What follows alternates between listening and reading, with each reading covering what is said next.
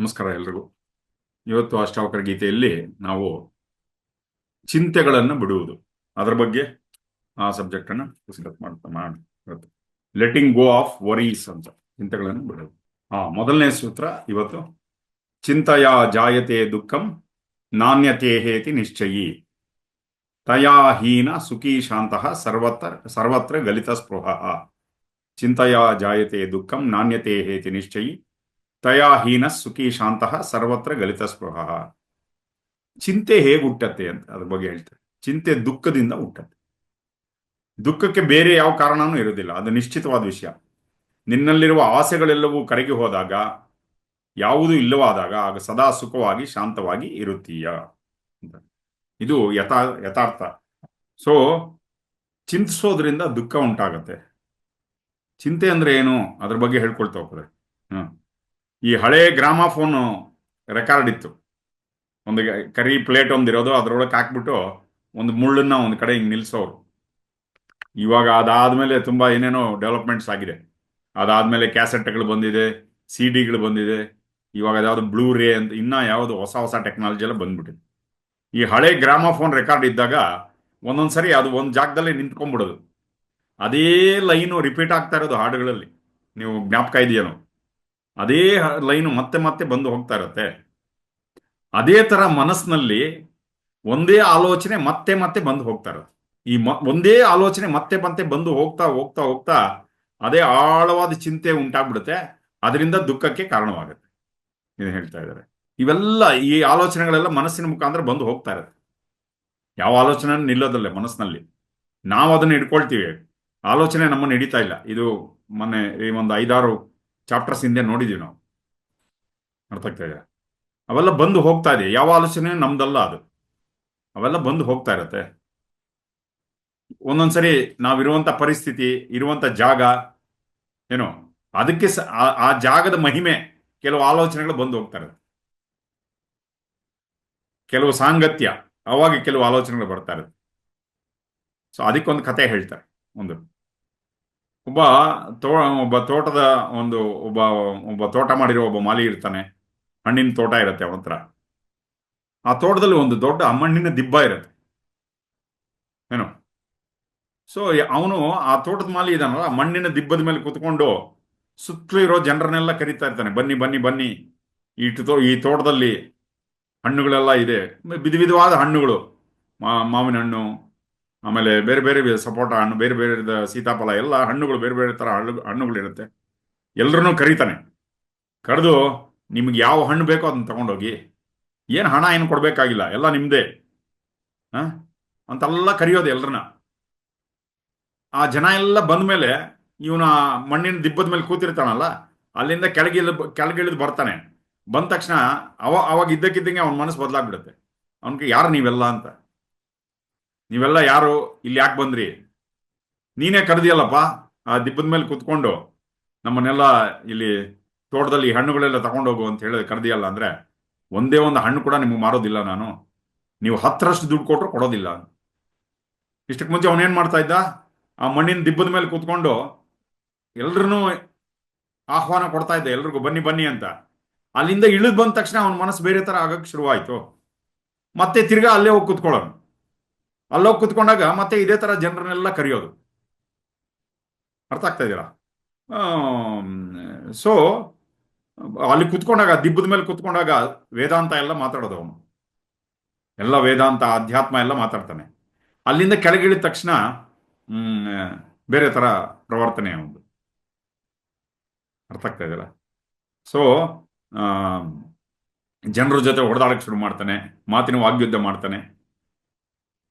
ಜನ ಎಲ್ಲ ಅನ್ಕೊಳ್ತಾರೆ, ಏನಪ್ಪ ಇವನು ವಿಚಿತ್ರವಾಗಿ ಆಡ್ತಾ ಇದ್ದಾನೆ, ಅಲ್ಲಿ ಕುತ್ಕೊಂಡ ಒಂಥರ ಇರ್ತಾನೆ, ಕೆಳಗೆ ಬಂದಂಗೆ ಆಡ್ತಾನೆ ಅಂತೇಳಿ. ಆ ಊರಲ್ಲಿ ಯಾರೋ ಒಬ್ಬ ತಿಳ್ಕೊಂಡ ವ್ಯಕ್ತಿ ಇರ್ತಾನೆ, ಅವನ ಹತ್ರ ಹೋಗಿ ಹೇಳ್ತಾರೆ, ಇವನೇನು ಅಲ್ಲಿ ಕುತ್ಕೊಂಡಾಗ ಒಂಥರ ವಿಚಿತ್ರವಾಗಿ ಆಡ್ತಾನೆ, ಎಲ್ಲರನ್ನೂ ಕರೀತಾನೆ, ಹಣ್ಣುಗಳೆಲ್ಲ ತಗೊಂಡೋಗಿ ನೀವೇನು ಕೊಡಬೇಕಾಗಿಲ್ಲ ಅಂತಾನೆ, ಕೆಳಗೆ ಬಂದಾಗ ನಮ್ಮ ಜೊತೆ ಗಲಾಟೆಗೆ ಬರ್ತಾನೆ, ಹಾಗೆ ಹೀಗೆ ಅಂದಾಗ ಅವಾಗ ಆ ವ್ಯಕ್ತಿ ಸಜೆಸ್ಟ್ ಮಾಡ್ತಾರೆ, ಆ ಊರಲ್ಲಿರೋರು. ಅವ್ರು ಹೇಳ್ತಾರೆ, ನೋಡಿಪ್ಪ, ಅವನು ಆ ಜಾಗದಲ್ಲಿ ಕೂತಿದ್ದಾನಲ್ಲ, ಆ ಜಾಗದಲ್ಲಿ ಏನೋ ಹೆಚ್ಚು ಕಡಿಮೆ ಇದೆ, ಏನೋ ವ್ಯತ್ಯಾಸ ಇದೆ, ಏನೋ ಮಹಿಮೆ ಇದೆ ಆ ಜಾಗದಲ್ಲಿ.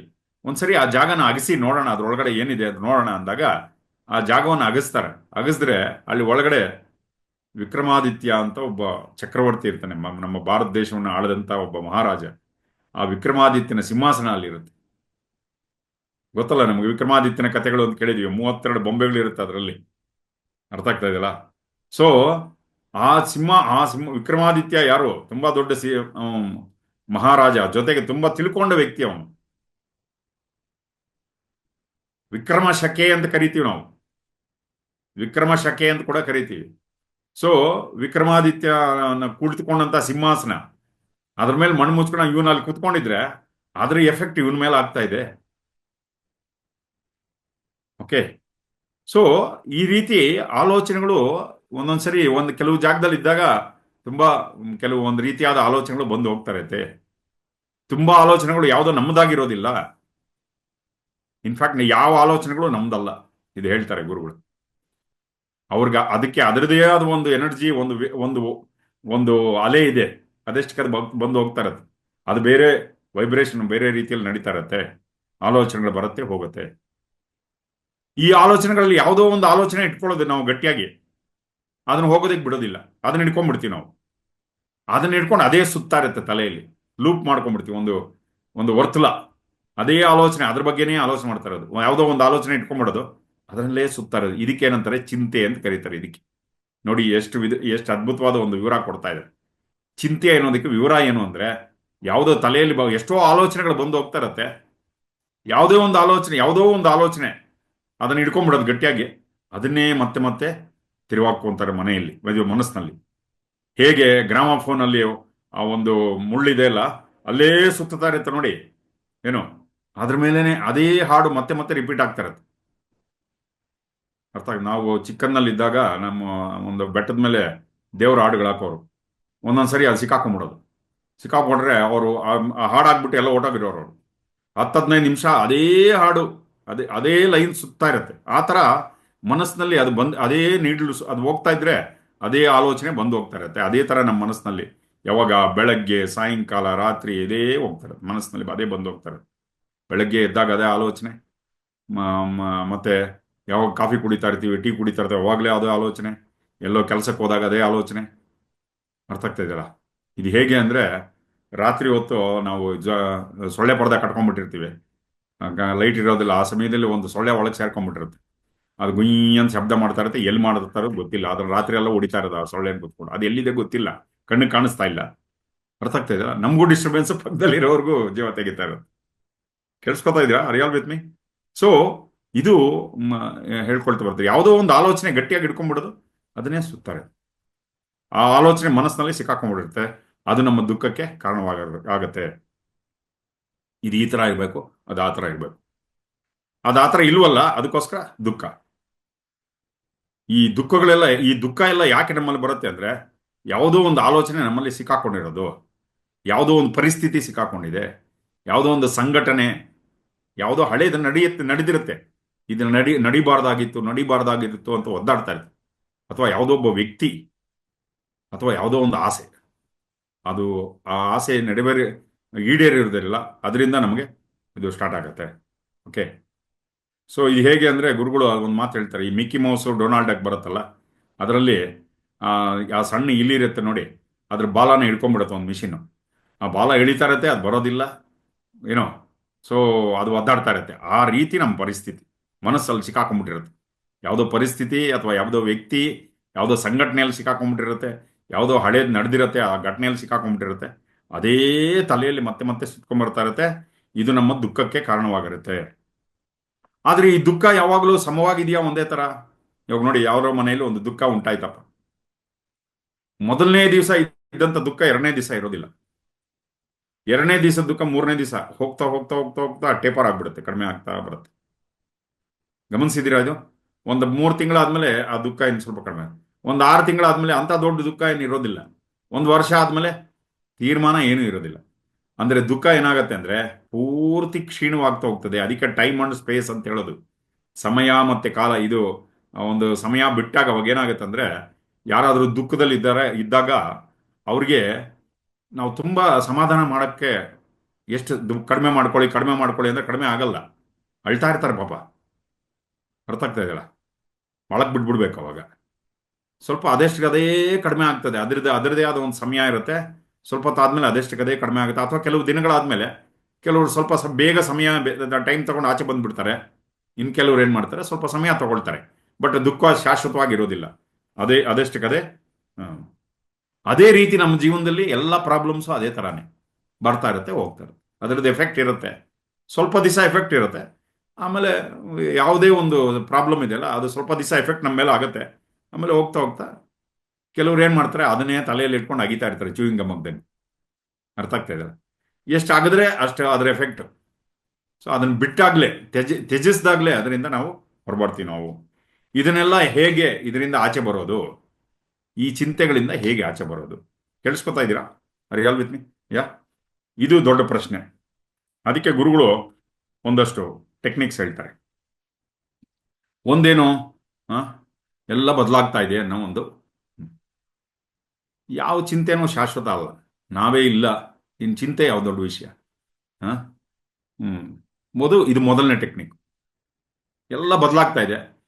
ಇವಾಗ 5 ವರ್ಷದ ಹಿಂದೆ ಇದ್ದಂಥ ಚಿಂತೆ ಇವಾಗ ಇದೆಯಾ? 10 ವರ್ಷದ ಹಿಂದೆ ಇದ್ದಂಥ ಚಿಂತೆ ಇವಾಗ ಇದೆಯಾ? ಇಲ್ಲ. ಅದೇ ಥರನೇ ಇವತ್ತು ಯಾವುದೋ ಒಂದು ಚಿಂತೆ ನಮ್ಮಲ್ಲಿ ತಲೆಯಲ್ಲಿ ಕೊರಿತಾ ಇದೆ, ಅದು ಕೂಡ ಬದಲಾಗುತ್ತೆ. Everything is changing. ಈ ಸತ್ಯವನ್ನು ಅರ್ಥ ಮಾಡ್ಕೊಂಡಾಗ ಅವಾಗ ಅದು ಬದಲಾಗುತ್ತೆ. ಇನ್ನೊಂದೇನು, ಸಾಧನೆಯಿಂದ ವೈರಾಗ್ಯದಿಂದ ಸಾಧನೆ ಏನ್ ಮಾಡುತ್ತೆ ಅಂದ್ರೆ, ಯಾವುದೇ ರೀತಿಯ ದುಃಖವನ್ನ ಸಹಿಸಿಕೊಳ್ಳುವಂತ ಶಕ್ತಿ ಕೊಡುತ್ತೆ ನಮ್ಗೆ. ಯಾವುದೇ ರೀತಿಯ ಚಿಂತೆಯನ್ನ ದೂರ ಮಾಡುವಂತ ಒಂದು ಶಕ್ತಿಯನ್ನ ನಾವು ಮಾಡುವಂತ ಸಾಧನೆ ಇದೆಯಲ್ಲ, ಇದು ನಮಗೆ ಕೊಡುತ್ತೆ. ವೈರಾಗ್ಯ ಇರಲಿ ಬಿಡಪ್ಪ, ಎಷ್ಟು ದಿವಸ ಇರುತ್ತೆ, ಆಯ್ತು, ಅದ್ರ ಬಗ್ಗೆ ಅಷ್ಟು ತಲೆ ಕೆಡಿಸ್ಕೊಳ್ಳೋದು ಬೇಡ, ಅದ್ರ ಬಗ್ಗೆ ಅಷ್ಟು ಸಮಯ ಕೊಡೋದು ಬೇಡ. ಸೊ ನಾವು ಅದನ್ನ ಹಿಡಿದಿಟ್ಕೊಂಡಿದೀವಿ, ಅದಕ್ಕೆ ತುಂಬಾ ಹೊತ್ತು ಅದಿದೆ. ನಾವೇನು ಅನ್ಕೊಂಡ್ಬಿಟ್ಟಿದೀವಿ, ನಾವು ಇನ್ನೂ 50 ವರ್ಷ ಇರ್ತೀವಿ ಅಂತ ಅನ್ಕೊಂಡ್ಬಿಟ್ಟಿದೀವಿ, ಅದಕ್ಕೆ ಇದನ್ನ ಹಿಡಿದಿಟ್ಕೊಂಡಿದ್ವಿ. ನಾವೇ ಇಲ್ಲ ಇಲ್ಲಿ. ನಾವು ಇನ್ನೊಂದು 10-15 ವರ್ಷದಲ್ಲಿ ನಾವು ಜಾಗ ಖಾಲಿ ಮಾಡ್ಕೊಂಡು ಹೋಗ್ತಾ ಇದೀವಿ. ಪ್ರಪಂಚದಲ್ಲಿ ನಾವೇ ಜಾಗ ಖಾಲಿ ಮಾಡ್ಕೊಂಡು ಹೋಗ್ತಾ ಇದೀವಿ. ಈ ಚಿಂತೆಯಲ್ಲಿ ಜಾಗ ಇದೆ, ನಮಗೆ ಜಾಗ ಇಲ್ಲ. ಅರ್ಥ ಆಗ್ತಾ ಇದೆಯಲ್ಲ? ಅದು ಹೋಗ್ತಾ ಇದೆ ಅದು. ಓಕೆ. ಸೊ ಇಲ್ಲಿ ನಿಜ ಏನು ಅಂದ್ರೆ, ಜೀವನದ ಒಂದು ಶಾರ್ಟ್ ಸ್ಪ್ಯಾನ್ ಆಫ್ ಲೈಫ್ ಅಂತ. ಜೀವನ ಇರೋದೇ ಒಂದು 50-60 ವರ್ಷ. ಅದರಲ್ಲಿ ಎಷ್ಟು ಆಲೋಚನೆಗಳು, ಎಷ್ಟು ಕೆಲವೇ ವರ್ಷಗಳು ಇಲ್ಲಿರ್ತೀವಿ ನಾವು. ನೋಡಿ, ಲಕ್ಷಾಂತರ ವರ್ಷಗಳು ಆಗೋಗಿದೆ ಈ ಭೂಮಿಗೆ. ಕೋಟ್ಯಾಂತರ ಜನ ಬಂದು ಹೋಗಿದ್ದಾರೆ. ನಮ್ಮ 50-60 ವರ್ಷ ಇದೆ ಒಂದು ದೊಡ್ಡ ವಿಷಯನ? ಅದೇ ಹೇಳ್ತಾ ಇದ್ದಾರೆ ಗುರುಗಳು. ಅರ್ಥ ಆಗ್ತಾ ಇದೆಯಲ್ಲ? ಇದನ್ನ ತಿಳ್ಕೊಂಡಾಗ ಇದರಿಂದ ಆಚೆ ಬರ್ತೀವಿ. ಇನ್ನೂ ಒಂದು ಟೆಕ್ನಿಕ್ ಹೇಳ್ತಾ ಇದ್ದಾರೆ ಗುರುಗಳು. ಈ ಥರ ಆಲೋಚನೆ ಬಂದಾಗ ಅದಕ್ಕೆ ಅದನ್ನೇ ಒಂಥರ ಜಪ ಮಾಡಿಬಿಡಿ. ಇವಾಗ ಗುರುಗಳು ಯಾರೋ ಬಂದು ಗುರುಗಳ ಹತ್ರ, ಗುರುಗಳೇ ನನ್ನ ಹ್ಯಾಂಡ್ ಬ್ಯಾಗ್ ಕಳ್ಕೊಂಡ್ಬಿಟ್ಟೆ. ಓಕೆ ಅಮ್ಮ, ಅಲ್ಲಿ ಮೂಲೆಯಲ್ಲಿ ಕೂತ್ಕೊಂಡು ನನ್ನ ಹ್ಯಾಂಡ್ ಬ್ಯಾಗ್ ಕಳ್ಕೊಂಡೆ ಅಂತ ಒಂದು 50 ಸರಿ ಜಪ ಮಾಡು. ಏನಿದೆ ಅದರಲ್ಲಿ ಅರ್ಥ? ನಾನು ಹ್ಯಾಂಡ್ ಬ್ಯಾಗ್ ಕಳ್ಕೊಂಡೆ. ಆಮೇಲೆ 30 ಸರಿ ಮಾಡೋಷ್ಟೇ ನಗಕ್ಕೆ ಶುರು ಮಾಡಿದ್ರು. ನನ್ನ ಹ್ಯಾಂಡ್ ಬ್ಯಾಗ್ ಕಳ್ಕೊಂಡೆ, ಅದೇ ಆಲೋಚನೆ ಬರ್ತಾ ಇದೆಯಲ್ಲ, ಅದಕ್ಕೂ ಇದೊಂದು ಟೆಕ್ನಿಕ್. ಇನ್ನೊಂದು ಹೇಳ್ಕೊಡ್ತಾರೆ, ಶಿವಸೂತ್ರದಲ್ಲಿ ಒಂದು ಇದೆ. ಯಾವುದಾದ್ರೂ ಆಲೋಚನೆ ನಿಮಗೆ ತುಂಬಾ ತೊಂದರೆ ಕೊಡ್ತಾ ಇದ್ರೆ, ಆ ಆಲೋಚನೆಯನ್ನ ಅದು ವಾಕ್ಯದ ರೂಪದಲ್ಲಿದೆ, ಅಕ್ಷರ ರೂಪದಲ್ಲಿ ಒಂದೊಂದನ್ನೇ ಡಿವೈಡ್ ಮಾಡ್ಕೊಳ್ತಾ ಹೋಗಿ. ಯಾರೋ ನನ್ನನ್ನು ಮುಟ್ಟಾಳ ಅಂತ ಬೈದ್ಬಿಟ್ರು, ಅವರು ನನ್ನನ್ನು ಮುಟ್ಟಾಳ ಅಂತ ಬೈದರು ಅಂದ್ರೆ, ಅವರು ಅಂದ್ರೆ ಅದಕ್ಕೆ ಅರ್ಥ ಇದೆ, ನನ್ನನ್ನು ಅಂದ್ರೆ ಅದಕ್ಕೆ ಅರ್ಥ ಇದೆ, ಮುಟ್ಟಾಳ ಅಂತಂದ್ರೆ ಅದಕ್ಕೆ ಅರ್ಥ ಇದೆ, ಬೈದ್ರು ಅಂದ್ರೆ ಅದು ಅರ್ಥ ಇದೆ. ಅವರೂನ ಡಿವೈಡ್ ಮಾಡಿ. ಆಗ ಏನರ್ಥ ಇದೆಯಪ್ಪ? ವಾ ಏನರ್ಥ ಇದೆ? ರು. ಇದಕ್ಕೆ ಒಂದೊಂದು ಅಕ್ಷರವನ್ನ ಭೇದ ಮಾಡಿ, ಅದರ ಮಧ್ಯದಲ್ಲಿ ಅದನ್ನ ಭೇದ ಮಾಡಿ. ಹೀಗೆ ನನ್ನ ಹ್ಯಾಂಡ್ ಬ್ಯಾಗ್, ಬ್ಯಾಗ್ ಕಳೆದು, ಇದನ್ನ ಈ ತರ ಡಿವೈಡ್ ಮಾಡಿದಾಗಲೂ ಕೂಡ ಅವಾಗ ಏನಾಗುತ್ತಂದ್ರೆ ಅದರಿಂದ ಆಚೆ ಬರ್ಬೋದು. ಅರ್ಥ ಆಗ್ತಾ ಇದೆ? ಇಲ್ಲಾಂದ್ರೆ ಈ ಆಲೋಚನೆಗಳು ಏನ್ ಮಾಡ್ತಾ ಇದೆ, ನಮ್ಮನ್ನ ಒಂದು ಆಳವಾದ ಶಾಕ್ ಒಳಕ್ಕೆ ತಗೊಂಡೋಗ್ತಾ ಇದೆ. ಇದು ಹೇಗೆ ಅಂದ್ರೆ, ಒಂದು ಸೊಳ್ಳೆ ನಮ್ಮನ್ನು ಕಚ್ಚುವಾಗ ಗೊತ್ತಾಗಲ್ಲ, ಕಚ್ಚಿದ ಮೇಲೆ ಉರಿಯಕ್ಕೆ ಶುರುವಾಗುತ್ತೆ, ಕಚ್ಚಿದ ಮೇಲೆ ಅಲ್ಲಿ ನವೆ ಆಗಕ್ಕೆ ಶುರುವಾಗುತ್ತೆ. ಅರ್ಥ ಆಗ್ತಾ ಇದೆಯಲ್ಲ?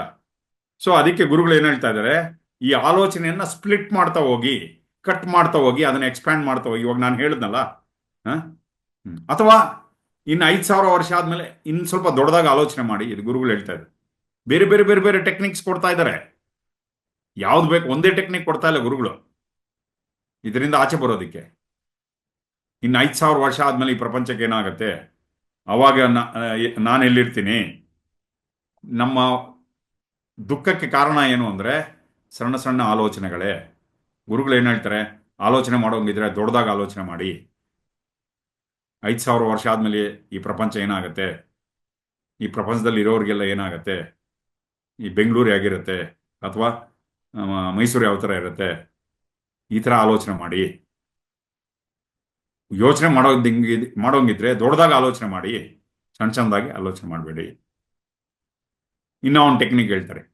ಪ್ರತಿ ಸರಿ ಆಲೋಚನೆ ಮಾಡ್ತೀರಾ, ಚಿಂತೆ ಮಾಡ್ತೀರಾ, ಚಿಂತೆ ಮಾಡೋಂಗಿದ್ರೆ ಹೊಸ ಹೊಸ ಚಿಂತೆಗಳನ್ನು ಇಟ್ಕೊಳ್ಳಿ, ಹಳೇದನ್ನು ಬಿಟ್ಬಿಡಿ.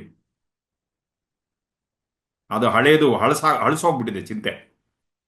ಪ್ರತಿ ಸರಿ ಆಲೋಚನೆ ಮಾಡಿದಾಗ ಒಂದು ಫ್ರೆಶ್ ಚಿಂತೆ ಆಲೋಚನೆ ಮಾಡಿ, ಹೊಸ ಚಿಂತೆಯನ್ನು ಇಟ್ಕೊಳ್ಳಿ, ಹಳೆಯ ಚಿಂತೆಗಳನ್ನು ಬಿಟ್ಬಿಡಿ.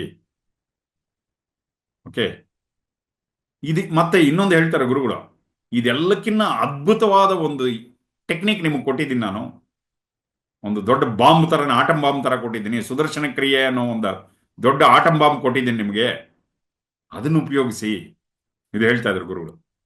ಅದನ್ನು ಉಪಯೋಗಿಸಿ ಮನಸ್ಸಿನಲ್ಲಿರೋ ಚಿಂತೆಗಳನ್ನೆಲ್ಲ ನಾವು ಓಡಿಸ್ಕೊಬೋದು, ಮನಸ್ಸನ್ನ ಶಾಂತವಾಗಿ ಮಾಡ್ಕೊಬೋದು ನಾವು. ಇದು ಹೇಳ್ತಾ ಇದ್ದಾರೆ. ಪ್ರಾಮಾಣಿಕವಾಗಿ ಪ್ರತಿ ದಿವಸ ಸುದರ್ಶನ ಕ್ರಿಯೆ ಮಾಡಿದಾಗ ಎಲ್ಲ ಚಿಂತೆಗಳನ್ನ ನಾವು ದೂರ ತಳ್ಳಬಹುದು. ನಾವು ಸತ್ಸಂಗದಲ್ಲಿ ಕುತ್ಕೊಂಡು ನೋಡಿ, ಎಷ್ಟೇ ಚಿಂತೆಗಳಿದ್ರು ಸತ್ಸಂಗದಲ್ಲಿ ಬಂದು ಕುತ್ಕೊಂಡಾಗ ನಮಗೆ ನೋಡಿ ಮನಸ್ಸು ಬೇರೆ ತರ ಶಕ್ತಿಯ ಒಂದು ಅನುಭವ ಉಂಟಾಗುತ್ತೆ ನಮಗೆ. ಅರ್ಥ ಆಗ್ತಾ ಇದೆಯಲ್ಲ? ಸೊ ಸತ್ಸಂಗ ಇದೆ, ಸುದರ್ಶನ ಕ್ರಿಯೆ ಇದೆ, ಗುರು ಕೃಪೆ ಇದೆ, ಸೇವೆ ಇದೆ. ಇಷ್ಟೆಲ್ಲ ಇದ್ರು ಇನ್ನ ಚಿಂತೆ ಮಾಡ್ತಾ ಇದೀವಿ ಅಂದ್ರೆ ಅದಕ್ಕೆ ಗುರುಗಳು ಹೇಳ್ತಾರೆ, ತುಂಬಾ ಹಸಿದಿರುವವನಿಗೆ ಅವನ ಮುಂದೆ 15-20 ರೀತಿಯ ಐಟಮ್ಸ್ ಇಟ್ಟಿದ್ದಾರೆ, ಬಟ್ ಅವನಿಗೆ ಗೊತ್ತಿಲ್ಲ ಏನಿಟ್ಟಿದ್ದಾರೆ ಅಂತ. Is not aware of it. ತುಂಬಾ ಹಸಿದಿದೆ ಅವನಿಗೆ, ಅವನ ಮುಂದೆನೆ ಎಲ್ಲ ಐಟಮ್ಸ್ ಇಟ್ಟಿದ್ದಾರೆ, ಬಟ್ ಅವನಿಗೆ ಗೊತ್ತಿಲ್ಲ ನನ್ನ ಮುಂದೆ ಇದೆ ಅಂತ. ಆ ರೀತಿಯಾಗಿ ನಾವು ಬಿಹೇವ್ ಮಾಡ್ತಾ ಇದ್ದೀವಿ. ಇದ್ರ ಬಗ್ಗೆ ಅರಿವೇ ಇಲ್ಲ ನಮಗೆ. ನಮ್ಮ ಮೇಲೆ ಎಷ್ಟು ಗುರು ಕೃಪೆ ಉಂಟಾಗ್ತಾ ಇದೆ, ಎಷ್ಟು ಪರಮಾತ್ಮನ ಪ್ರೀತಿ ನಮ್ಮ ಮೇಲೆ ಸುರಿಸ್ತಾ ಇದ್ದಾರೆ. ದೈವ ನಮ್ಮ ಮೇಲೆ ತನ್ನ ಪೂರ್ತಿ ಪ್ರೀತಿಯನ್ನ ನಮ್ಮ ಮೇಲೆ ಸುರಿಸ್ತಾ ಇದೆ ಅದು. ಸೊ ಅದಕ್ಕೆ ಯಾಕೆ ಆಲೋಚನೆ ಮಾಡೋದು, ಅದನ್ನೆಲ್ಲ ಬಿಟ್ಟು ಮುಂದೆ ನಾಲೆಡ್ಜ್ ಇದೆ ನೋಡಿ. ಇವಾಗ ನಾವೇನು ಜ್ಞಾನ ಕೇಳ್ತಾ ಇದ್ದೀವಿ, ಈ ಜ್ಞಾನ ಕೂಡ ನಮ್ಮ ಆಲೋಚನೆಗಳಿಂದ ನಮ್ಮನ್ನು ದೂರ ತಗೊಂಡ್ಬರುತ್ತೆ, ನಮ್ಮ ಚಿಂತೆಗಳಿಂದ ದೂರ ತಗೊಂಡ್ಬರುತ್ತೆ, ಮನಸ್ಸನ್ನ ಶಾಂತವಾಗಿ ಮಾಡುವಂಥದ್ದು. ಗೊತ್ತಾಗ್ತಾ ಇದೆಯಲ್ಲ? ತಯಾಹೀನ ಸುಖಿ ಶಾಂತಃ. ಅದಕ್ಕೆ ಅಷ್ಟಾವಕ್ರ ಮಹರ್ಷಿಗಳು ಹೇಳ್ತಾರೆ, ಅವ್ರು ತುಂಬಾ ಸಂತೋಷವಾಗಿರಿ ಅಂತ ಹೇಳ್ತಾ ಇಲ್ಲ, ಶಾಂತವಾಗಿ ಅಂತ ಹೇಳ್ತಾ ಇದ್ದಾರೆ. ಎಷ್ಟೋ ಸರಿ ಸಂತೋಷವಾಗಿರೋರು ಶಾಂತವಾಗಿರೋದಿಲ್ಲ. ಒಳಗಡೆಯಿಂದ ಒಂದು ರೀತಿ ತಳಮಳ ಇರುತ್ತೆ, ಅವ್ರಿಗೆ ರೆಸ್ಟ್ಲೆಸ್ನೆಸ್ ಇರುತ್ತೆ. ಆಚೆ ಕಡೆ ತುಂಬಾ ಸಂತೋಷವಾಗಿ ಕಾಣಿಸ್ತಾ ಇರ್ತಾರೆ, ಬಟ್ ಒಳಗಡೆಯಿಂದ ಆ ಸಂತೋಷ ಇರೋದಿಲ್ಲ. ಏನು ನೋಡಿ, ಸಂತೋಷ ಜೊತೆ ದುಃಖನೂ ಬರ್ತಾ ಇದೆ ಇಲ್ಲಿ. ಸೊ ಅದಕ್ಕೆ ಜ್ಞಾನಿಗಳು ಏನ್ ಹೇಳ್ತಾರೆ ಅಂದ್ರೆ, ಏನು, ಶಾಂತವಾಗಿರಿ. ಯಾಕೆಂದ್ರೆ ಸಂತೋಷ ಮತ್ತೆ ದುಃಖ ಒಂದೇ ನಾಣ್ಯದ ಎರಡು ಮುಖ. ಗಮನಿಸಿ, ಸಂತೋಷ ಮತ್ತೆ ದುಃಖ ಒಂದೇ ನಾಣ್ಯದ ಎರಡು ಮುಖ. ಸೊ ಸಂತೋಷ ಅನ್ನೋದು ಒಂದು ಪರ್ವತದ ಶಿಖರವಾದರೆ, ದುಃಖ ಅನ್ನೋದು ಅದರ ಒಂದು ಕೆಳಗಿನ ಪರ್ವತದ ಕೆಳಗಿನ ಭಾಗ. ಎಷ್ಟೋ ಸರಿ ಮನೆಗಳಲ್ಲಿ ಹೇಳ್ತಾರೆ, ಏಯ್ ತುಂಬಾ ನಗ್ಬೇಡ ಕಣ, ತುಂಬಾ ನಗ್ತಾ ಇದೀಯಾ, ಅಳ್ತೀಯಾ ಅಂತ. ಗಮನಿಸಿದ್ದೀರಾ? ಇದು ಎಷ್ಟು ನಗ್ತೀವೋ ಅಷ್ಟು ಅಳ್ತೀವಿ ಅಂತ ಹೇಳಿದ್ದಾರೆ. ಅದು ಯಾಕೆ ಹೇಳ್ತಾರೆ ಅಂದ್ರೆ, ಒಂದೇ ನಾಣ್ಯದ ಎರಡು ಮುಖ, ಸಂತೋಷ ಮತ್ತೆ ದುಃಖ ಅನ್ನೋದು. ಅದಕ್ಕೆ ಅಷ್ಟಾವಕ್ರ ಮಹರ್ಷಿಗಳು ಹೇಳ್ತಾ ಇದ್ದಾರೆ, ಸಂತೋಷವಾಗಿರು, ಆದರೆ ಶಾಂತವಾಗಿ ಸಂತೋಷವಾಗಿರು. ಮನಸ್ಸು ಶಾಂತವಾಗಿರ್ಲಿ, ಎಲ್ಲ ಕೋರಿಕೆಗಳು ಕರಗಿ ಹೋಗಿರಲಿ, ಮಹತ್ವಾಕಾಂಕ್ಷೆಗಳನ್ನೆಲ್ಲ. ತುಂಬಾ ಮಹತ್ವಾಕಾಂಕ್ಷಿಯಾದ ವ್ಯಕ್ತಿ ಮನಃಶಾಂತಿ ಇರೋದಕ್ಕೆ ಸಾಧ್ಯನೇ ಇಲ್ಲ. ಕೇಳಿಸ್ಕೊತಾ ಇದ್ದೀರಾ? ತುಂಬಾ ಆಂಬಿಷಿಯಸ್, ಸರಿಯಾಗಿ ನಿದ್ದೆ ಮಾಡೋದಿಲ್ಲ. ತುಂಬಾ ಮಹತ್ವಾಕಾಂಕ್ಷಿ ಇರುವಂತ ವ್ಯಕ್ತಿ, ಮತ್ತೆ ಅವನಿಗೆ ಏನಂತ ದೊಡ್ಡ ಕಮಿಟ್ಮೆಂಟ್ ಇರೋದಿಲ್ಲ. ಅವನಿಗೇನು ಅಂದ್ರೆ ಮೂರೊತ್ತು ನಾನು ಹೇಗೆ ಇದನ್ನ ಅಚೀವ್ ಮಾಡಲಿ, ನಾನು ಹೇಗೆ ಇದನ್ನ, ಆ ಸ್ವಾರ್ಥ ಅನ್ನೋದು ಅವನ ಹತ್ರ ಇರುತ್ತೆ. ಯಾವಾಗ ಸ್ವಾರ್ಥ ಬಂದು ಸೇರ್ಕೊಳ್ಳುತ್ತೋ ಅಲ್ಲಿ ಪ್ರೀತಿ ಅನ್ನೋದು ಇರೋದಿಲ್ಲ. ಅವನೇನು ಅನ್ಕೊಳ್ತಾನೆ, ಏನೋ ಆ ಒಂದು ಕೋರಿಕೆ ಇದೆಯಲ್ಲ ಅದು ಅವನಿಗಿನ್ನ ದೊಡ್ಡದು ಅಂತ ಅನ್ಕೊಳ್ತಾನೆ. ಕೇಳಿಸ್ಕೊಳ್ತಾ ಇದ್ದೀರಾ? ನಾವೆಲ್ಲ ಅದೇ ಅನ್ಕೊಳ್ಳೋದು. ನಮ್ಗೆ ಯಾವ್ದನ್ನ ಒಂದು ಆಸೆ ಬಂದ್ಬಿಟ್ರೆ ಆ ಆಸೆನೇ ದೊಡ್ಡದಾಗ್ಬಿಡುತ್ತೆ, ನಾವು ಸಣ್ಣವರಾಗ್ಬಿಡ್ತೀವಿ. ಇಲ್ಲಿ ಗುರುಗಳು ಕೇಳ್ತಾ ಇದ್ದಾರೆ, ಯಾರು ದೊಡ್ಡವರು, ನೀವು ದೊಡ್ಡವರ, ನಿಮ್ಮ ಆಸೆ ದೊಡ್ಡದ ಅಂತ. ಅಜ್ಞಾನ ಅಂದ್ರೆ ಏನು ಅಂದ್ರೆ, ನಾನು ತುಂಬಾ ಸಣ್ಣವನು, ನನ್ನ ಆಸೆನೇ ದೊಡ್ಡದು. ಆದ್ರೆ ಗುರುಗಳು ಏನ್ ಹೇಳ್ತಾರೆ, ನೀವು ಇದಕ್ಕಿನ್ನ ತುಂಬಾ ದೊಡ್ಡದಾದ ಶಕ್ತಿ ನಿಮ್ಮ ಒಳಗಡೆ ಇದೆ. ಈ ರೀತಿಯಾದ ಸಾವಿರಾರು ಆಸೆಗಳು ನಿಮ್ಮ ಒಳಗಡೆ ಹುಟ್ಟುವಂತ ಮೂಲ ಇದೆ ನಿಮ್ಮೊಳಗೆ ಅಂತ ಹೇಳ್ತಾ ಇದ್ರು ಗುರುಗಳು. ನಮ್ಮೊಳಗೆ ಸಾವಿರಾರು ಆಸೆಗಳು ಹುಟ್ಟುವಂತ ಒಂದು ಆ ಮೂಲ ನಮ್ಮೊಳಗಡೆ ಇದೆ. ಮತ್ತೆ ಅವೆಲ್ಲ ಫುಲ್ಫಿಲ್ ಆಗ್ತಾ ಇದೆ ನೋಡಿ. ಹೆಚ್ಚು ಕಡಿಮೆ 80 to 90% ಆಸೆಗಳೆಲ್ಲ ಫುಲ್ಫಿಲ್ ಆಗ್ಬಿಡುತ್ತೆ. ಯಾವುದೋ ಒಂದೋ ಎರಡೋ ಆಗೋದಿಲ್ಲ, ನಾವು ಅದನ್ನೇ ಗಟ್ಟಿಯಾಗಿ ಹಿಡ್ಕೊಂಡು ಕೂತ್ಕೊಳ್ತೀವಿ. ಅರ್ಥ ಆಗ್ತಾ ಇದೆಯಲ್ಲ? ಸೊ ಅದಕ್ಕೆ ಗುರುಗಳು ಹೇಳ್ತಾರೆ, ಆಸೆಗಳಿಗಿನ್ನ ನೀವು ತುಂಬಾ ದೊಡ್ಡವರು. ಇವೆಲ್ಲ ನಿಮ್ಮ ಒಳಗಡೆನೆ ಹುಟ್ಟಿ ಬರ್ತಾ ಇದೆ. ಮತ್ತೆ ನಿಮಗೆ ಏನೇನು ಬಯಸ್ತಿರೋ ಅದೆಲ್ಲ ಆಗ್ತಾ ಇದೆ. ಕೆಲವು ನಿಮ್ಗೆ ಆಗೋದಿಲ್ಲ. ಆಗ್ಲಿಲ್ಲ, ಏನಪ್ಪ ಅಷ್ಟು ತಲೆ ಯಾಕೆ ಕೆಡಿಸ್ಕೊಳ್ತೀರಾ? ಸಂತೋಷ ಅನ್ನೋದು ಆಸೆಗಳು ಪೂರೈಸೋದ್ರಿಂದ ಬರ್ತಾ ಇಲ್ಲ. ಪ್ರತಿ ಸರಿ ಆಸೆ ನಮ್ಮನ್ನ, ಒಂದು ಆಸೆ ಪೂರೈಸಿದಾಗ ಅದು ಮತ್ತೆ ನಮ್ಮನ್ನು ಕರ್ಕೊಂಬಂದು ಆ ದುಃಖದ ಹತ್ರ ನಿಲ್ಲಿಸ್ಬಿಡುತ್ತೆ. ಇನ್ನೇನೋ ಬೇಕು ಅಂತ ಅದು ಪೂರೈಸಿದ್ರೆ ಮತ್ತೆ ತಿರ್ಕೊಂಬಂದು ಅಲ್ಲೇ ತಗೊಂಬಂದು ನಿಲ್ಲಿಸುತ್ತೆ. ಇನ್ನೇನೋ ಬೇಕು ಅಂತ ಇನ್ನೊಂದು ಆಸೆ ಶುರುವಾಗುತ್ತೆ. ಅದಕ್ಕೆ ಗುರುಗಳು ಏನ್ ಹೇಳ್ತಾರೆ, ತುಂಬಾ ಆಸೆಗಳು ಉಂಟಾದ್ರೆ ಹೃದಯ ಕಲ್ಲಿನ ತರ ಆಗೋಗ್ಬಿಡುತ್ತೆ. ಯಾವಾಗ ಹೃದಯದ ತುಂಬಾ ಆಸೆಗಳು ತುಂಬ್ಕೊಂಡ್ಬಿಡುತ್ತೆ ನೋಡಿ, ಹೃದಯ ಕಲ್ಲಿನ ತರ ಆಗೋಗ್ಬಿಡುತ್ತೆ. ಹೇಗಾದ್ರೂ ಮಾಡಿ ಅದನ್ನು ಸಾಧಿಸ್ಬೇಕು. ಸೊ ಯಾವಾಗ ಹೃದಯದಲ್ಲಿ ಆ ಆಸೆಗಳೆಲ್ಲ ಕರಗೋಗ್ಬಿಡುತ್ತೆ ನೋಡಿ, ಅವಾಗ ನಿಜವಾದ ಜೀವನ ಪ್ರಾರಂಭ ಆಗುತ್ತೆ. ಇಲ್ಲಾಂದ್ರೆ ನಾವು ನಡೆಸುವಂತ ಜೀವನಕ್ಕೂ ನಮಗೂ ಮಧ್ಯದಲ್ಲಿ ಆಸೆಗಳು ತಡೆಗೋಡೆಯಾಗಿ ನಿಂತ್ಕೊಂಡಿದೆ ಅಂತ ಹೇಳ್ತಾರೆ. ಈ ಆಸೆಗಳು ನಮ್ಮನ್ನ ಏನ್ ಮಾಡುತ್ತೆ, ಒರಟತನಕ್ಕೆ ದೂಡ್ತಾ ಇದೆ ನಮ್ಮನ್ನ. ಒಂದೊಂದ್ಸರಿ ಒರಟಾಗ್ತಾ ಇದೀವಿ ನಾವು. ಅರ್ಥ ಆಗ್ತಾ ಇದೆಯಲ್ಲ? ಸೊ ಯಾವಾಗ ಆಸೆಗಳು ನಮ್ಮಲ್ಲಿ ಉಂಟಾಗುತ್ತೆ ನೋಡಿ, ಕೇಳಿಸ್ಕೊತಾ ಇದ್ದೀರಾ? ಇದು ಅದಕ್ಕೆ ಆಸೆದು ಒಂದು ಸ್ವಭಾವವನ್ನ ಹೇಳ್ಕೊಳ್ತಾ ಬರ್ತಾ ಇದ್ದಾರೆ. ಕೋರಿಕೆಗಳು, ಆಸೆಗಳು ಒಂದು ಸ್ವಭಾವವನ್ನು ಹೇಳ್ಕೊಂಡು ಬರ್ತಾ ಇದ್ದಾರೆ ಗುರುಗಳು. ಆಸೆಗಳು ನಮ್ಮನ್ನು ಹುಟ್ಟಿದಾಗ ಅದೇನಾಗುತ್ತೆ ಅಂದ್ರೆ ನಮ್ಮನ್ನು ಒಳಗಡೆಯಿಂದ ಕಠಿಣವಾಗಿ ಮಾಡ್ತಾ ಇದೆ, ಗಟ್ಟಿಯಾಗಿ ಮಾಡ್ತಾ ಇದೆ. ಮನಸ್ಸು ಕಠಿಣವಾಗ್ಬಿಡುತ್ತೆ, ಹೃದಯ ಕಠಿಣವಾಗುತ್ತೆ, ಮತ್ತೆ ನಮ್ಮ ಭಾವನೆಗಳು ಕೂಡ ಒಂಥರ ಹೊರಟಾಗ್ಬಿಡುತ್ತೆ. ಯಾವಾಗ ಆಸೆಗಳು ಪೂರೈಸೋದಿಲ್ಲ ಅವಾಗ ಕೋಪ ಅನ್ನೋದು ಹುಟ್ಟತ್ತೆ. ಹೇಳ್ತಾರೆ, ಯಾವಾಗ ಕೆಲವು ಆಸೆಗಳು ಪೂರೈಸಲಿಲ್ಲ ಅಂದ್ರೆ ಕೋಪ ಹುಟ್ಟತ್ತೆ. ಕೋಪ ಅದೆಷ್ಟಕ್ಕದೇ ಹುಟ್ಟೋದಿಲ್ಲ. ಯಾವಾಗ ಈ ಆಸೆಗಳಿದೆ ನೋಡಿ, ಅದು ಒಳಗಡೆ ಆಳವಾಗಿ ಕುತ್ಕೊಂಡ್ಬಿಡುತ್ತೆ ಪೂರೈಸದೇ ಇದ್ದಾಗ, ಅವಾಗ ಕೋಪ ಅನ್ನೋದು ಬರುತ್ತೆ. ಆದ್ರೆ ಅಷ್ಟಾವಕ್ರ ಮಹರ್ಷಿಗಳು ಏನ್ ಹೇಳ್ತಾ ಇದ್ದಾರೆ, ಆಸೆ ಪಡಬೇಡಿ ಅಂತ ಹೇಳ್ತಾ ಇಲ್ಲ. ಕೇಳಿಸ್ಕೊತಾ ಇದ್ದೀರಾ? ಆಸೆ ಪಡಬೇಡಿ ಅಂತ ಹೇಳ್ತಾ ಇಲ್ಲ. ಯಾಕೆಂದ್ರೆ ಇವೆಲ್ಲ ನಮ್ಮ ಕಂಟ್ರೋಲಲ್ಲಿ ಇಲ್ಲ. ಆಸೆಗಳು ಬರೋದು, ಬರದೇ ಇರೋದು. ಅರ್ಥ ಆಗ್ತಾ ಇದೆಯಲ್ಲ?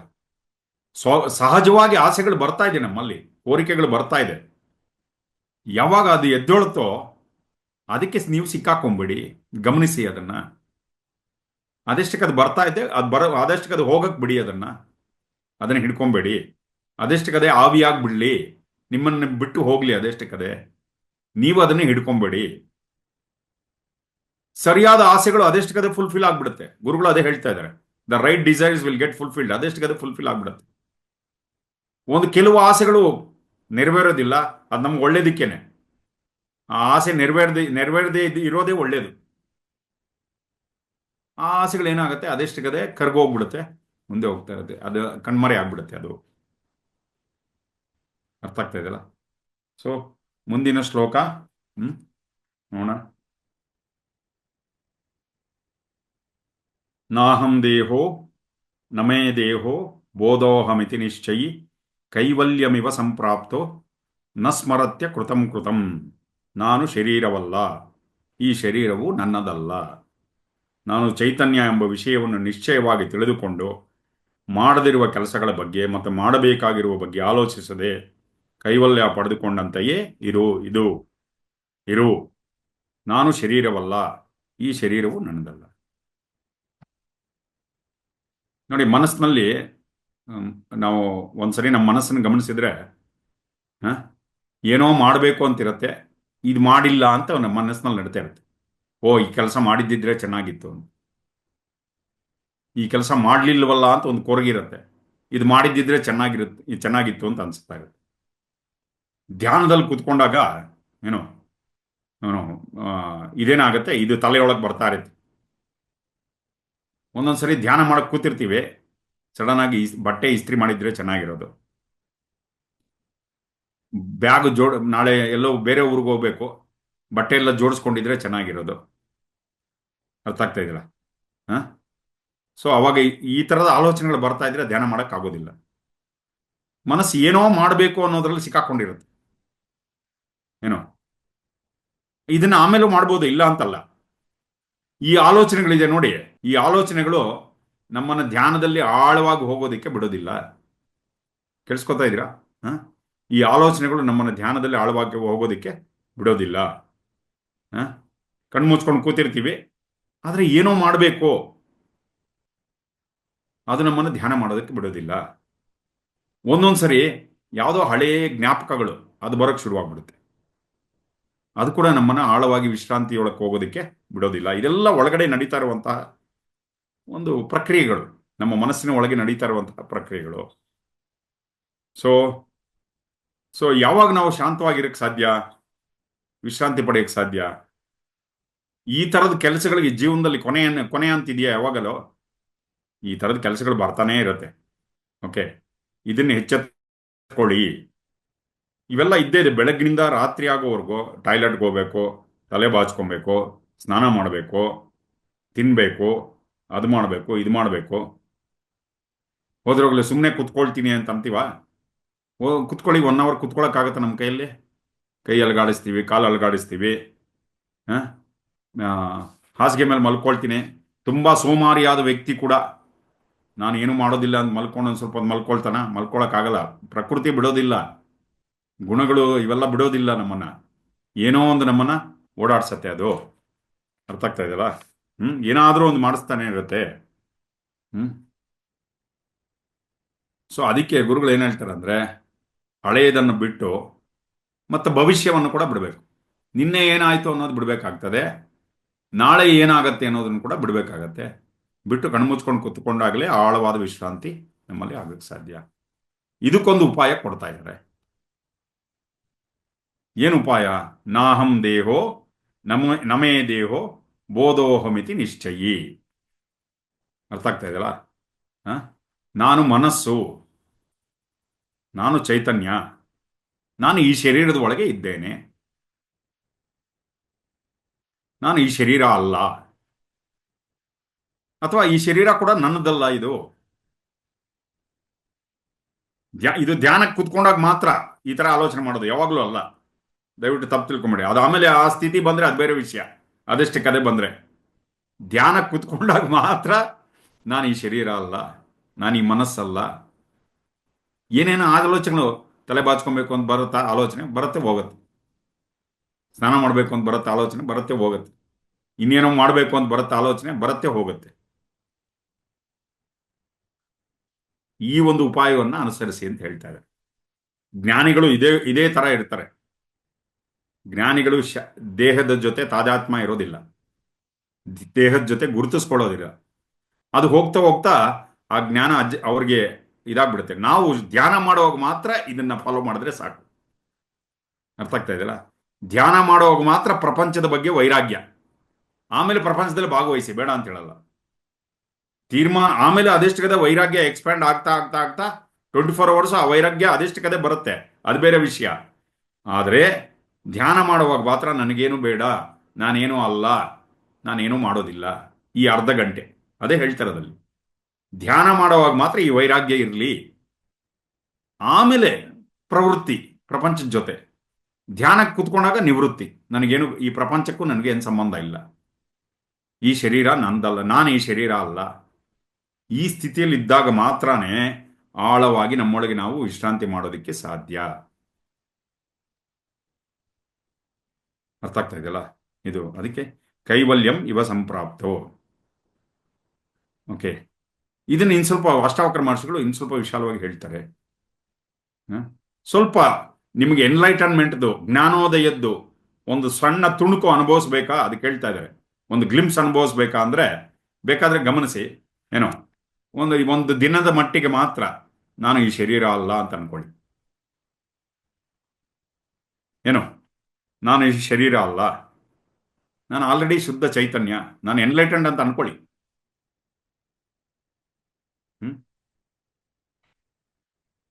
ಇದೊಂದು ಅದ್ಭುತವಾದ ಟೆಕ್ನಿಕ್.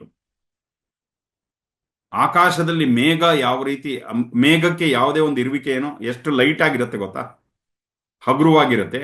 ಆ ರೀತಿಯಾಗಿ ನಿಮ್ಮನ್ನು ನೀವು ಭಾವಿಸಿ. ರಾತ್ರಿ ಮಲ್ಕೊಳ್ಳುವಾಗ ಕೂಡ ನನಗೆ ಜ್ಞಾನೋದಯವಾಗಿದೆ, ನಾನು ಈ ಶರೀರ ಅಲ್ಲ. ಯಾಕೆ ಹೇಳಿ? ನನ್ನೊಳಗೆ ಆಳವಾದ ಪರಮಾತ್ಮ ನನ್ನೊಳಗಡೆ ಇದ್ದಾನೆ, ಚೈತನ್ಯ ಇದೆ, ನಾನು ಜ್ಞಾನೋದಯ ಆಗಿದೆ ಅಂತ ಅನ್ಕೊಳ್ಳಿ. ಕೈವಲ್ಯಂ, all your worries will disable. ಇದೊಂದು ಅರ್ಥ, ಈ ಟೆಕ್ನಿಕ್ ಉಪಯೋಗಿಸಿದ್ರು ಸಾಕು, ಎಲ್ಲ ಚಿಂತೆಗಳು ದೂರವಾಗ್ಬಿಡುತ್ತೆ.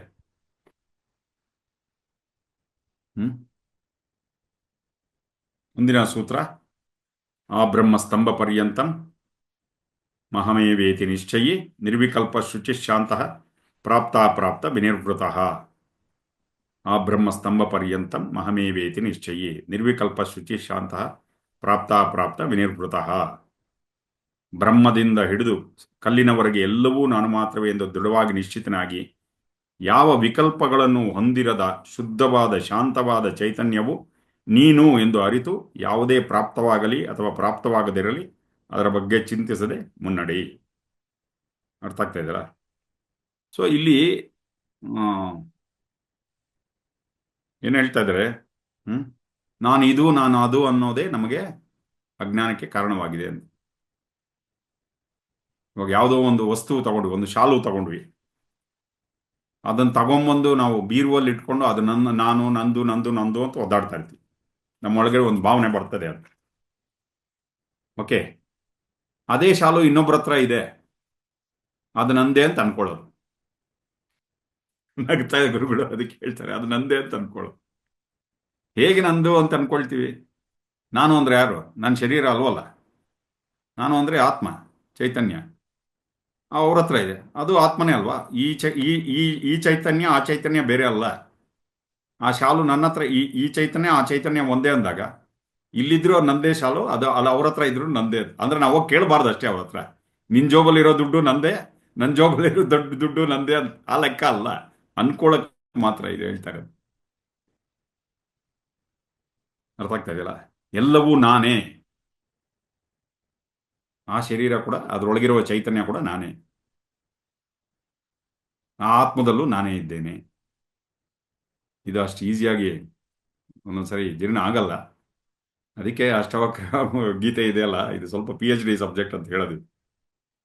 ಓಕೆ, ಸ್ವಲ್ಪ ದಾರಿಯಲ್ಲಿ ಹೋಗ್ತಾ ಹೋಗ್ತಾ ಹೋಗ್ತಾ ಹೋಗ್ತಾ ಧ್ಯಾನ ಮಾಡ್ತಾ ಮಾಡ್ತಾ ಮಾಡ್ತಾ ಇದು ಜೀರ್ಣ ಆಗತ್ತೆ.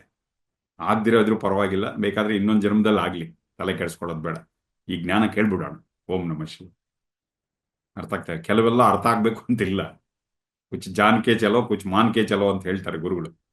ಅರ್ಥ ಆಗ್ತಾ ಇದೆಯಲ್ಲ? ಆ ಥರ ಯಾರೋ ತುಂಬಾ ಚೆನ್ನಾಗಿ ಹಾಡ್ತಾ ಇದ್ದಾರೆ, ಅದಕ್ಕೆ ಯಾಕೆ ಹೊಟ್ಟೆ ಕಿಚ್ಕೊಡ್ಬೇಕು?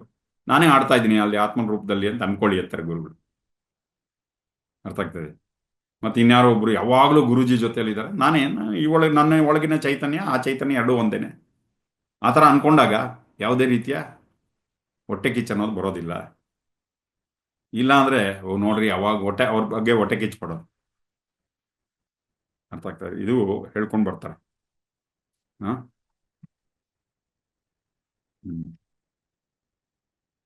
ನಮಃ ಶಿವಾಯ. ಸೊ ಆ ಬ್ರಹ್ಮಸ್ತಂಭ ಪರ್ಯಂತಂ ಮಹಮೇವೇತಿ ನಿಶ್ಚಯಿ ನಿರ್ವಿಕಲ್ಪ ಶುಚಿ ಶಾಂತಃ ಪ್ರಾಪ್ತ ವಿನಿರ್ವೃತಃ. ಓಂ ನಮಃ ಶಿವಾಯ. ಜೈ Gurudev. Thank you for listening.